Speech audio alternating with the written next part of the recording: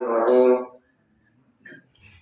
والذي نفس محمد بيده لخلوف فم الصائم أطيب عند الله من ريح المسك. محترم حضرات،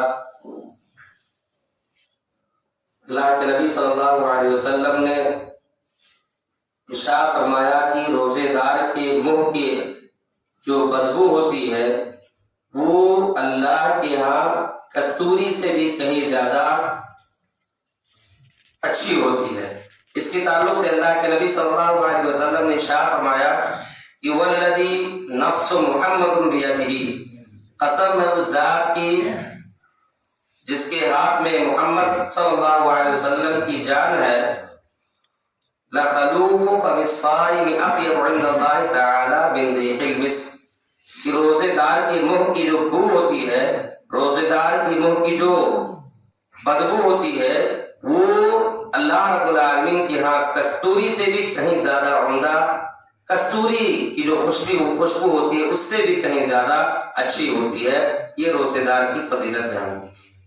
اسی طریقے سے یہ روزہ جو ہے یہ جنت میں داخلے کا ایک بڑا سبب ہے۔ جنت میں جانے والے اعمال میں سے ایک بہترین عمل ہے، جیسا کہ حضرت ابو ہریرہ رضی اللہ تعالیٰ عنہ سے روایت ہے کہ ایک دیہاتی رسول اللہ صلی اللہ علیہ وسلم کی خدمت میں حاضر ہوا اور اس نے کہا، اللہ کے رسول صلی اللہ علیہ وسلم مجھے کوئی ایسی چیز بتا دیجئے، کوئی ایسا طریقہ بتا دیجئے، مجھے کوئی ایسا نسخہ بتا دیجئے جس کو میں اپنا لوں اور اس کے بدولت میں جنت میں داخل ہو جاؤں۔ آپ صلی اللہ علیہ وسلم نے اس صحابی رسول کو، آپ صلی اللہ علیہ وسلم نے اس دیہاتی کو چند طریقے بتلائے، چند نسخے بتلائے، کہا کہ اگر ان طریقوں کو تم اپنا لو گے تو گویا کہ تمہارا جنت میں داخلہ یقینی ہے۔ اگر تم نے صحیح طریقے سے ان طریقے کو اگر آپ نے اپنا لیا، اختیار کر لیا تو جنت کے مستحق آپ ہو گئے۔ آپ صلی اللہ علیہ وسلم نے ارشاد فرمایا، بتایا کہ تعبد اللہ لا تشرک بہ شیئا، اے دیہاتی سنو، سب سے پہلے تمہیں اللہ رب العالمین پر مکمل یقین ہونی چاہیے، ظلم یقین نہیں ہونی ہے۔ ہمارا عقیدہ مضبوط ہونا ہے، عقیدہ توحید استوار کرنا ہمارے لیے ضروری ہے۔ ہم سب سے پہلے اللہ رب العالمین پر یقین رکھیں، ایمان رکھیں، تبھی اس کے بعد دیگر اعمال کا راستہ نکلتا ہے۔ اگر ہمارے ایمان میں کمی رہی اور آپ لاکھ اعمال کرتے رہیں، بڑی سی بڑی نیکیاں جمع کر دیں تو اس نیکیوں کی کوئی حیثیت نہیں ہے۔ گویا کہ ایمان لانا، ایمان باللہ، اللہ رب العالمین پر ایمان لانا، عقیدہ توحید کو مضبوط کرنا، اللہ رب العالمین پر ہر اعتبار سے خواہ وہ خوشی ہو یا غمی ہو اسی پر ایمان لانا، اس کے علاوہ کسی اور کا سہارا نہ لینا، اور اسی اللہ رب العالمین کی عبادت کرنا اور اس کی ذات میں ذرہ برابر بھی شریک و ساجی نہ ٹھہرانا۔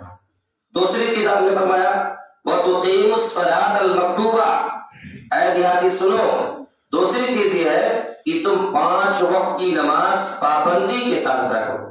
اس میں ذرہ برابر کسی طرح کی کوئی سستی اور غفلت نہیں ہونی چاہیے۔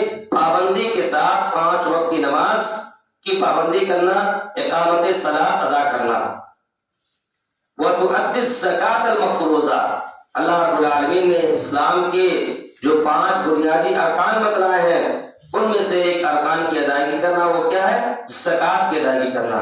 زکوٰۃ کی ادائیگی کرنے میں ہم اور آپ ذرہ برابر بھی کوتاہی نہ کریں۔ شریعت نے ہمارے لیے جو نصاب متعین کیا ہے اس نصاب تک پہنچنے کے بعد ہم زکوٰۃ کی ادائیگی کریں۔ جیسے سونا ہے، سونا کم از کم 85 گرام ہونا چاہیے، چاندی ہے 595 گرام ہونا چاہیے، اور زکوٰۃ کے شرائط میں کیا ہے کہ پہلی بات تو نصاب کا ہونا چاہیے، دوسری چیز جو یہ سونا ہے، یہ چاندی ہے یا پیسہ ہے وہ کم از کم ایک سال مکمل ہونی چاہیے۔